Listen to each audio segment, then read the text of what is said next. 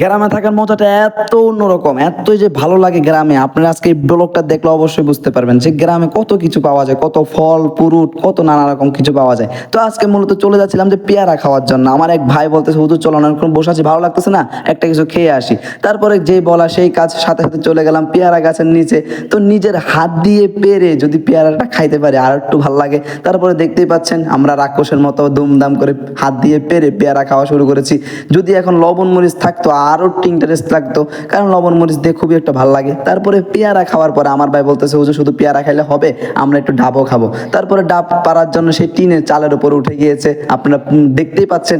তারপর চালের উপর ডাবটা পেরে আনছে, এখন দেখি ডাবটা কাটতেছে খুবই সুন্দরভাবে, ডাবটা কাটতেছে খুবই সুন্দরভাবে, আপনারা দেখতেই পাচ্ছেন ও ভালোই ডাব কাটতে পারে। তারপরে সর্বপ্রথম ডাবটা কাটাই মতো আমাকে হুজুর বলে, আপনি আগে পানি খান। তারপরে পানিটা আমি খাইলাম, মানে পানি খাওয়ার পর আমার তো এত ভালো লাগছে, এমন একটা হাসি দিলাম যে হাসিটা একদম অন্যরকম। তারপরে ডাবটা খাওয়ার পরে ডাবের ভিতরে যে সাদা অংশটা আছে সেটাও খাবো, তো সেটাও কেটে খাওয়া শুরু করেছি। তো ভাই ব্লগটা এই পর্যন্ত, ভালো লাগলে চ্যানেলটা সাবস্ক্রাইব করে দিয়ে পাশে থাকবেন।